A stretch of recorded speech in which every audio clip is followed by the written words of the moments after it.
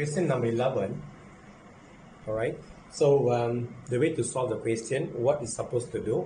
Draw the free body diagram. So how to draw the free body diagram? Something like this.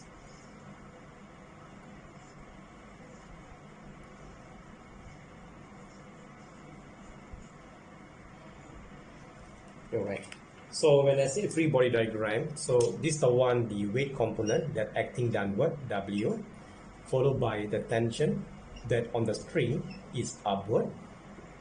And at the same time, there is an upthrust force by the liquid, which is water here, on the object in up direction. This is the one, the upthrust force. So therefore, for the this one, the way to write the equation now, so the weight component is actually balanced by the upthrust force plus with tension on the string. But on the question there, they already mentioned tension on the string is given by P. Therefore, this T right can replace with the P. Whereby, the upthrust force, the formula to calculate the upthrust force is given by rho, density of the, what I call that, liquid here, which is water. And then volume of the liquid displaced, and gravity, you plus with the P, the tension on the string given by the reading is P. Okay, this is the one, the equation number 1. But the same object, when you place in the, what I call that, oil, then the same equation, right?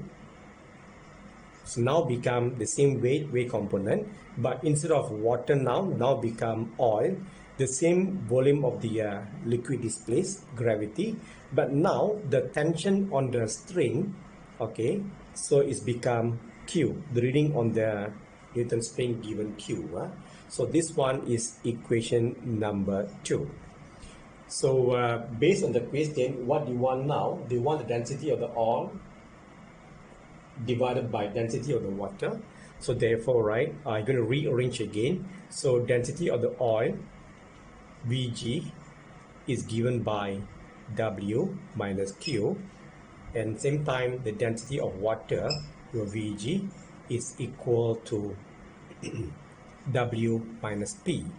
So when this both equation divide, so the V and G cancel out. Therefore, the final answer become equal to W minus Q divided by W minus P. So the correct answer, it must be donkey. So number 11, the correct answer is donkey. Alright, question number 12. Okay, you must understand what is meant by couple.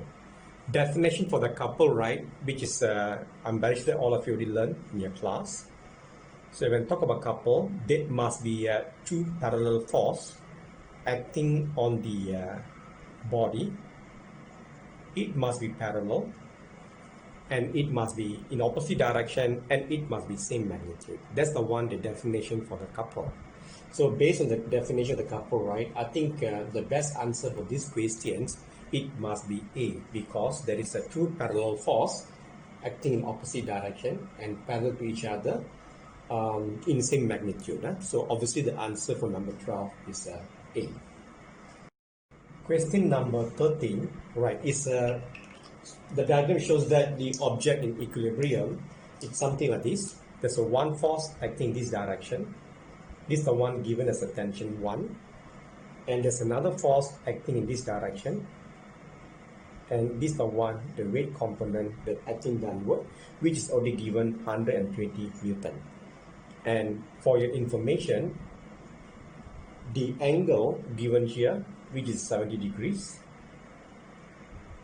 And at the same time, the angle given here, which is the 20 degrees. So what the question they ask you to find out now, the tension 1. So there's a two method to solve this question. Okay, but I think let me show you the easiest one by using the vector diagram. So when you draw the vector diagram, what I can do now, this 120 Newton here, I can extrapolate the line, look like it comes from this side. This is the 120 Newton. And then this one, which is the unknown force given here, draw the parallel diagram. So then it comes to here. So then this is the one, the parallel line. Okay, so basically the angle here, it must be 20, and this angle must be 70. Mathematically can prove. And at the same time, this is the one, the unknown, but this one is given as the 120 Newton. 120 Newton. So by using your trigonometry, if you want to find the unknown T1, so I can say that if this one here is given 70 and 20, obviously here must be 20 degrees. So therefore, the relation between this angle to tension 1 and the weight component, so we can write as the cos 20 degrees, which is equal to T1 over 120. So therefore T1 equal to cos 20 degrees, you multiply with 120. So the answer you'll get right, I'm very sure that you can get about 113 Newton. So the best answer for question number 13, the answer must be C. Correct answer, suppose C. Question number 14, right, you have to know the definition for the density. So the definition of density, which I think I'm assuming that you will learn in your class, density given by mass per volume. Alright, so now what they're asking here, all the three different liquid, they're going to mix together, and now they're asking what is the density of the new mixture. That's the one question. What's the density of the new mixture? Okay, just assume that this one, right, is a volume 1, this one is the volume 2, and this one is the volume 3. Yeah. So from the equation that given, can we calculate the volume for each liquid? So I can say that the volume for the liquid 1, let's say this one, is given by your mass over the density.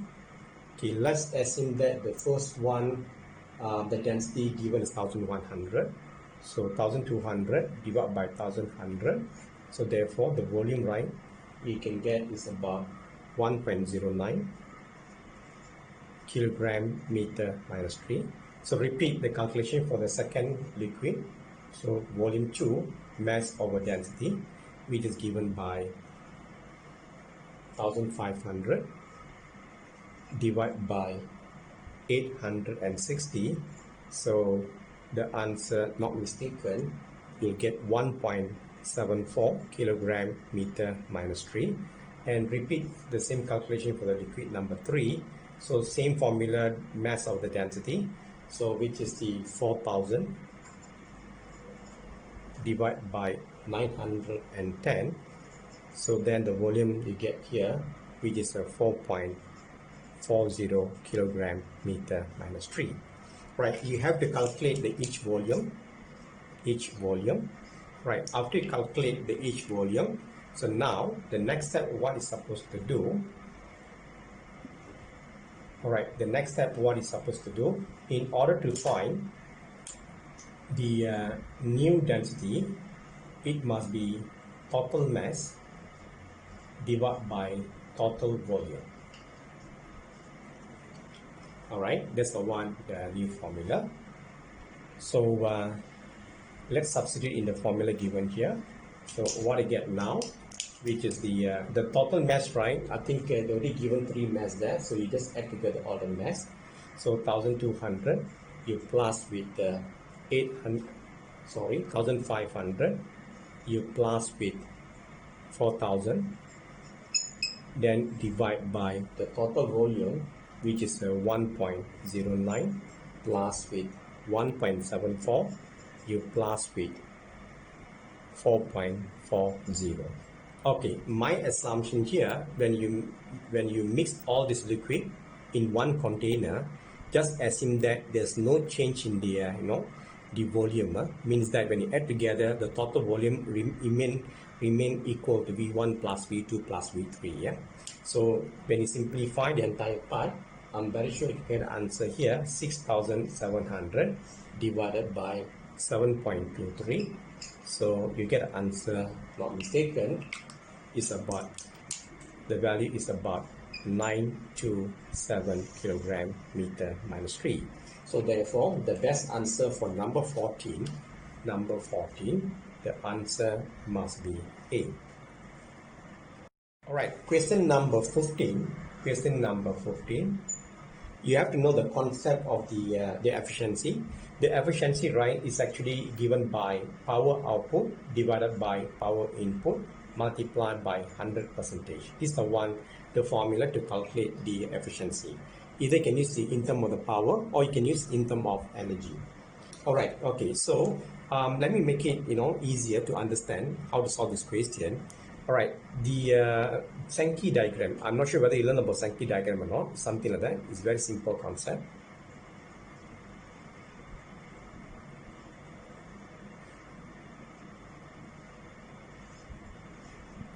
Alright, this is the one, the assume that is input. This is the one, the power, the input. This is the one, the power that useful, which is we call output. The useful we call as the output, and then this is the one, the P that wasted. Okay, so to write the equation now, I'll say that your power input is actually equal to power output you plus with the power that you wasted. So I think, right, to answer the question number 15, so you must have this concept first. All right, so now how to solve now? Let me go more detail. Okay, so on the questions, this is the one, the answers given. Or maybe you can add another one more column where they already mentioned here, this is the one, the input, and they already mentioned there, this is the one, the heat here, this is the one I'll say that waste, and the output, useful, the useful, another column. And answer for the A given here is 72, and then here given is 48, and here this both column you add together, you must get 72 here. So therefore the useful power for the answer for the A, it must be 24. Repeat the same calculation for the other answers. Here given 192, and the heat generated is 72. Therefore, the useful power here minus 120. And answer for the C, given here 200 and given here 72, and then the useful power, which is the 128. And answer for the D, given 200 here, this one given is the 80, then here must be 120. So as I mentioned just now, right, if you want to find the efficiency, okay, efficiency, so follow formula, right, this one divided by this one, so useful over input, it must multiply by 100. Okay, so for each one you calculate and see. So this one must be 24 divided by 72 and multiply by 100, you'll get 33.3%. When go for here, 120 divided by 192, then you get answer here 62.5%. And answer for the C, 182 divided by 200, and then you get answer here 91%. And the last answer, 120 divided by 200, then you get answer 60%. So the best answer for question number 15, the asking for the efficiency 60%. So the best answer for number 15, it must be donkey. That's the one, the answer.